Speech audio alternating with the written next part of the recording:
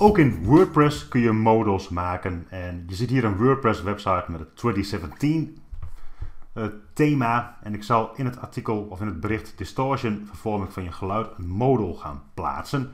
Dus ik ga naar mijn dashboard toe van mijn Wordpress website. Ik ga naar berichten, alle berichten. Ik open het bericht over distortion. En ik zal ergens in dit bericht, en ik zorg er trouwens voor dat ik hier bij de tabjes visueel en tekst op de tab tekst sta, zodat ik in een soort HTML-modus terechtkom hier. Maar ik zal hier ergens in mijn berichttekst die modal gaan plaatsen. Nou, ik ga dan de code gebruiken voor die modal. Dus ik ga eerst de link plaatsen, link of ahrefs open modal box. En dan ga ik die div met het ID open modal box en de class n-modal box aanmaken. En in die div bevindt zich nog een div waarin die close knop zit en de modal inhoud. Nou, die maak ik aan en ik klik op bijwerken. Nu moet ik in de CSS-code van mijn thema de CSS-code van mijn modal nog plaatsen.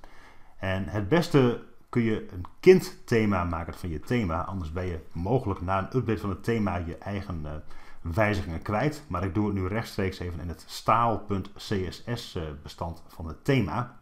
En dat doe ik door naar weergave en dan naar editor te gaan. En dan wordt standaard staal.css bestand van mijn thema geopend. Nou, ik zal de CSS-code voor mijn modal helemaal onderin zetten. En ik gebruik dus voor zowel de HTML als de CSS de code die je in de downloadbare zip vindt op deze pagina. En de uitleg van die code in die zip die bevindt zich dus in de video over het maken van HTML CSS modals. Dus de bovenste video op deze pagina. Maar goed, ik ga hier dus de CSS-code plaatsen. Helemaal onder in het staal.css bestand. En ik scroll dan een beetje naar beneden en ik klik op bestand bijwerken. Als ik nu de frontend van mijn website weer open en dan specifiek het bericht over de distortion, dan zal als het goed is de link over de modal hierin te vinden zijn. En hier zie je die link. Als ik daarop klik, dan wordt die modal keurig geopend. Nou, stel je voor dat je nou een Bootstrap 3 thema gebruikt. Dus een thema met ondersteuning voor Bootstrap 3 of hoger. Dus bijvoorbeeld het thema wat je maakt met mijn cursus WordPress thema's. Dan gaat het nog wat gemakkelijker.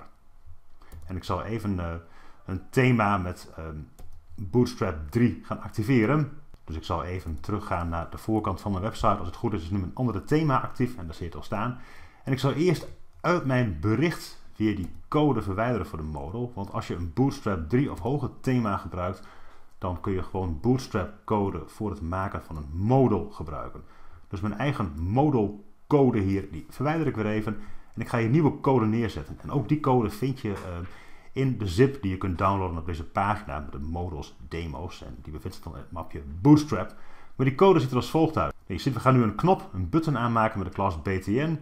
En de tekst op die knop wordt open modal. En dan wordt een modal geopend. En je ziet dat van die knop de data target hekje myModal is. En hier zie je die div met het ID myModal. Die wordt dus geopend. En dit is dus allemaal gewoon Bootstrap code. Je ziet in de modal header heb ik een knopje gemaakt waarmee je de modal kunt afsluiten. En in de modal header heb ik een kop 2 tekst gemaakt, modal header. Maar dat kun je dus zelf wijzigen. Hier kun je je eigen koptekst in maken. En in de modal body heb ik een stukje tekst. Hier komt de modal tekst gemaakt. Maar ook hier kun je uiteraard je eigen tekst of je eigen formulier of wat dan ook inplaatsen. Ik zal op bijwerken klikken om mijn bericht op te slaan. En ik zal dan aan de frontend dit bericht opnieuw gaan openen. Dus ik ververs de pagina en ik zoek even de knop op van de modal. En daar zie je de knop open modal. Als je daarop klikt, dan wordt de modal geopend. En via het knopje kun je hem weer sluiten. En zodoende kun je ook met Bootstrap 3 thema's heel eenvoudig modals aanmaken.